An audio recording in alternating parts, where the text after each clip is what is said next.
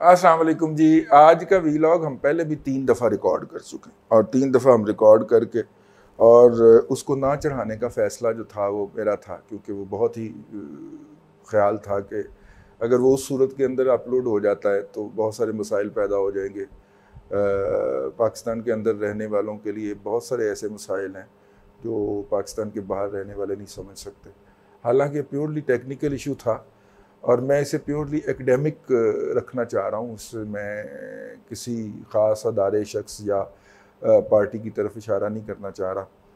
तो इसलिए मैं थोड़ा सा आपसे ये जो है वो इजाज़त चाहूँगा कि इसको आखिर तक देखें, और इसको मैं मुख्तलिफ पार्ट्स में कर रहा हूँ तो सारे पार्ट्स देखें। पाकिस्तान के मौजूदा मीडिया की हालत ये क्यों है, पाकिस्तान के मीडिया की मौजूदा हालत क्यों है, ये सवाल है। इस वक्त मीडिया में क्या हो रहा है? इस वक्त मीडिया के अंदर जो है वो उसको स्क्वीज़ किया जा रहा है। अगर आप हुकूमती पार्टी और हुकूमत लाने वालों की बात से एक लफ्ज़ इधर उधर होते हैं तो पहले तो फ़ोन पे आपकी माँ बहन एक की जाती है, ठीक है, उसके बाद आपके सेठ की माँ बहन एक की जाती है और आपका सेठ जो है वो आपको टर्मिनेशन लेटर हाथ में दे देता है। तो जहाँ पे इकॉनमी जो है वो नेगेटिव में ग्रो हो रही हो, 1.5 करोड़ बंदा बेरोज़गार हो चुका हो, आप के भाई जो हैं वो भी आपसे मांग के खा रहे हों क्योंकि उनकी जॉब चली गई हो, तो ऐसी सूरत के अंदर बंदा जो है वो बहुत सारे कंप्रोमाइज़ कर जाता है। तो पाकिस्तानी के मीडिया के अंदर, मेन स्ट्रीम मीडिया की बात कर रहा हूँ, इस वक्त यही कंप्रोमाइज़ चल रहा है, ठीक है। पाकिस्तान के मीडिया को इस लेवल तक कौन लाया है?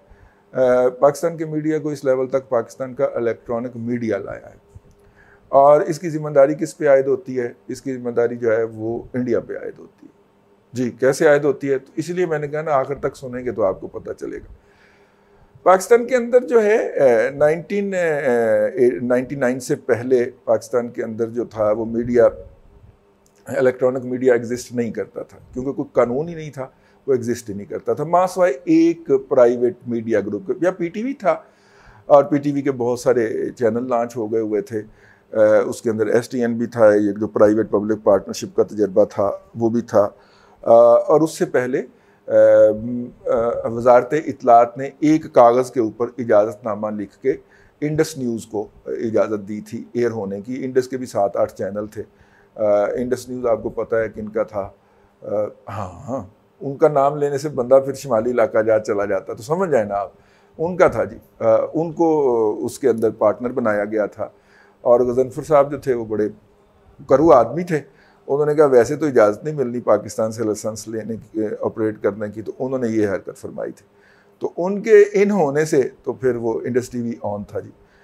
तो वो बहरहाल गजनफर साहब कराची की हद तक उसको ऑन रखते थे, वारदात डालते थे। ज़ाहिर है कि उनके ज़ेरे एहतमाम जो था उसके अंदर कोई ऐसी पॉलिटिकल डिस्कशन तो नहीं हो सकती थी जो एमकेएम को हर्ट करे, क्योंकि एमकेएम भी तो साथ साथ ही ना हमारा है। हाँ, एमकेएम को हर्ट करे तो लिहाजा वो पॉलिटिकल डिस्कशन वहाँ पे होती ही नहीं थी, खबर था।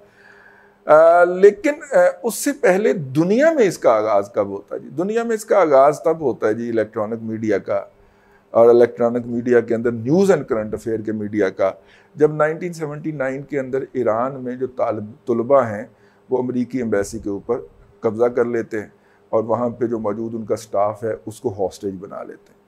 अब ईरानियन एम्बेसी जो थी, ईरान के अंदर अमरीकी एम्बेसी जो थी, वो इस खित्ते में दुनिया में मौजूद अमेरिका की तमाम एम्बेसियों में से लार्जेस्ट एम्बेसीज़ में शुमार होती थी। अगर उसको हम वन ऑफ द लार्जेस्ट में शुमार होती थी, अगर लार्जेस्ट नहीं थी तो वन ऑफ द लार्जेस्ट थी। तो उसमें स्टाफ भी बड़ा ह्यूज था और मल्टीपल डिसिप्लिन का स्टाफ था। तो अब जनाब वो वहाँ पे कब्ज़ा हो गया। अब ज़ाहिर है कि अगर वहाँ पे 2,500 लोग जो थे वो हॉस्टेज बनाए गए, मैं एक मिसाल के तौर पे बात कर रहा हूँ, 800 लोग थे। वैसे 800 लोग अगर हॉस्टेज बनाए गए तो 800 फैमिलीज़, लेकिन 800 फैमिलीज़ के अलावा उनसे जो एसोसिएट लोग हैं और उन लोगों की फैमिलीज़, और फिर अमेरिकी सोसाइटी के अंदर ये कि we are the super power, और हमारे जो हैं लोग जो हैं वो एक मुल्क ने अगवा कर लिए हैं और हमारी हुकूमत कुछ नहीं कर पा रही, और वो करती है तो सहरा में 2 हेलीकॉप्टर आपस में टकरा जाते हैं। तो ये थोड़ा सा, और फिर वो वाइट सुपर एक्सट्रीमिस्ट जो हैं उनकी एक ईगो और वो सारा कुछ जो है आजकल ट्रम्प साहब जिनकी नुमाइंदगी करते हैं, ये सारी जो थी, ये लोग, अच्छा फिर ये लोग जो हैं वहाँ पे सेटल्ड लोग हैं, फैमिलीज़ हैं, जहाँ पे रोज़ाना सुबह साहब जो हैं वो जॉब पे जाते हैं, शाम को वापस आते हैं, बेगम हंस के इस्तकबाल करती है, हैं, और उसके बाद खाना खाते हैं और फिर खाना खा के थोड़ा सा एक्सरसाइज करके इधर उधर और सो जाते हैं। ठीक है, ये वो वाला डायस्पोरा जो है अमेरिका के अंदर। अब अगर इसको हम थोड़ा सा लेके इस सेगमेंट ऑफ सोसाइटी को रोज़ाना ये कॉन्शियसनेस या एंजाइटी होती थी कि वहाँ पे क्या हुआ, तो ABC जो है टीवी, उसने ये तजर्बा किया। वरना टीवी क्या होता था कि शाम में थोड़ा सा अर्ली आवर्स में बच्चों का कुछ सेगमेंट लगा दिया, और दरमियान में जो है वो हल्का सा बच्चों के सेगमेंट के बाद करंट अफेयर पे आए, और जैसे ही प्राइम टाइम शुरू हुआ तो वो एंटरटेनमेंट पे चले गए, जिसमें ड्रामा है, जिसमें मौसीकी है। ठीक है, और उसके बाद जब जैसी प्राइम टाइम ढलने लगा तो फिर खबरनामा लगा के और रात को मूवी लगा के, और उसके बाद जनाब का दुकान बंद। इन्होंने तजर्बा क्या किया कि इन्होंने पहले तो न्यूज़ को लेके आए, प्राइम टाइम के अंदर 9 o'clock वाली न्यूज़ लेके आए। उसके बाद क्या किया 8 बजे का सेगमेंट जो था वो 12 ड्रामे के लिए था, लेकिन इन्होंने 8 बजे करंट अफेयर जब मारा, बल्कि पहले 10 बजे मारा जी। ठीक है, 10 बजे हजम हो गया कि चले मूवी की जगह आपको करंट अफेयर सुनने का मिल रहा है। और करंट अफेयर में वो भला क्या बताते थे कि जी आज ईरान में अमेरिकी एम्बेसी के अंदर 2 लोग जो थे उनको बिल्डिंग से बाहर निकल के वो बाहर आए, उन्होंने देखा और फिर वो अंदर चले गए। वो कौन थे, उन्होंने क्या देखा, उनके ऊपर अंदर क्या तशद्दुद हो रहा होगा, ये सारे ड्रामे जो थे ना वो रोज़ाना 1 घंटा करके, और लोग जनाब उसकी रेटिंग्स आती हैं और दबर। अब जनाब जो था ये यूं current affair, news and current affair का भी एक चैनल आना शुरू हुआ। ड्रामे वालों ने कहा नहीं भाईजान काम नहीं हो सकता, हम प्राइम टाइम चाहते हैं, लिहाजा एंटरटेनमेंट अलग हो गई और न्यूज़ एंड करंट अफेयर का एक स्पेशल एक्सक्लूसिव चैनल वजूद में आ गया। अब ये 24/7 मॉन्स्टर है, इसको हर वक्त कुछ फीड चाहिए, खाना चाहिए। ठीक है, तो उसके लिए फिर मीडिया को जब कुछ नहीं मिलता था तो वो इशू जनरेट भी करता था। तो लिहाजा 90s की, अर्ली 90s की दिहाई के अंदर हुआ ये कि जब अमेरिका ने कुवैत का शिकार किया, पहले उसने जाके इराकी सदाम हुसैन को ये कहा कि पहया, ठीक है, और वो जब वो पह गया तो ऊपर से अमेरिका पहुंच गया उसको आज़ाद करवाने के लिए कुवैत को, और पूरे 40 साल के लिए उसका ऑयल, उसके सोने के ज़खायर वगैरह वगैरह और मादनियात वगैरह पहले जिकार आया। अब कुवैत जो है उसकी इकॉनमी जो है उसका बेड़ा गर्क हुआ पड़ा है, क्योंकि वो हर साल उन्होंने अदायगी करनी होती है उस आज़ादी की जो अमेरिका ने उसको दिलवाई थी। और अमेरिका की वहाँ पे फौज भी होती हैं, लेकिन वो किराया शराया कोई नहीं देता उसको। ठीक है, मुफ्त बैठा हुआ वहाँ। तो इससे आप अंदाज़ा कर लें कि वो क्या थी। खैर आज का हमारा मौजू नहीं है, लेकिन वो जब हुआ ना जी, तो उसमें CNN ने जो रोल प्ले किया, उसके बाद इस इलाके के अंदर भी और दुनिया के अंदर भी एकदम आंखें खुली कि हैं ये क्या हो गया, ये तो मीडिया के ऊपर भी जंग लड़के जीती जा सकती है, और मीडिया के ऊपर ही जीती थी ना जी। ठीक है, तो लिहाजा हर एक गवर्नमेंट जो थी या हर एक इंस्टीट्यूशन जो था, और इस इलाके में ख़ास तौर पे वो जो थे, वो करंट अफेयर के चैनल के लिए दौड़ लग गई एक, और फिर न्यूज़ एंड करंट अफेयर का एक जो है वो बूम आया 90s में यूरोप। ठीक है, 80s के अंदर अमेरिका के अंदर था, यूरोपियन उस तरफ मुंह नहीं करते थे, BBC लगा होया ना, ठीक है, DW लगा होया ना, ठीक है, लेकिन प्राइवेट सेक्टर के अंदर जो था वो आया, फिर बूम आया।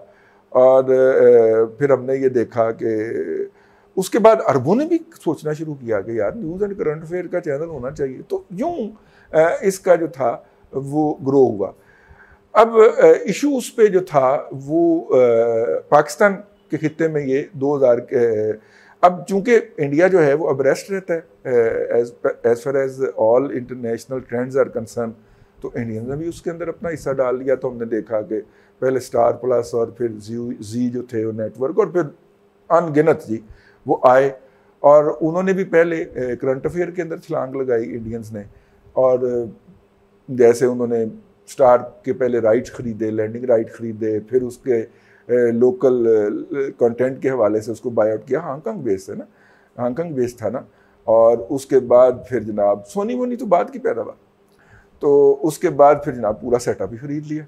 ठीक हो गया, अब इंटरनेशनल ब्रांड उनके पास हो गया, वो अपना प्रोपेगेंडा करेंगे उस इंटरनेशनल ब्रांड के हवाले के ज़रिए। फिर जी भी आ गया और फिर जनाब उन्होंने इस इलाके के अंदर करना शुरू किया। और पाकिस्तान के अंदर पाकिस्तान को इस्टेब्लिशमेंट को इस अहमियत का अंदाज़ा उस वक्त हुआ जब कारगिल हुआ। और कारगिल में इंडिया ने जिस तरह अमेरिका ने कुवैत के अंदर खेला था अपने मीडिया के ज़रिए, इंडिया ने कारगिल के अंदर खेला अपने मीडिया के ज़रिए। और उस वक्त हमारे हाँ ये एहसास हुआ, पॉलिटिकल गवर्नमेंट को कोई एहसास नहीं हुआ, उन्होंने कहा कि नहीं ये अभी हम इसके लिए मैच्योर नहीं है। लेकिन जिनको एहसास हुआ उन्होंने फिर 12 अक्टूबर 1999 को हुकूमत ही टेक ओवर कर ली। और जब उन्होंने आते ही फिर सबसे पहले जो था Pakistan electronic media regulatory authority का ऑर्डिनेंस जारी किया, एक्ट जो था ऑर्डिनेंस जारी किया। फिर वो जब नाम नहाद 2002 वाली असम्बली बनी तो उसने उसको ऑर्डिनेंस कर दिया। उसके बाद क्या होता है जी, ये हम आपको अगले व्लॉग में बताएंगे।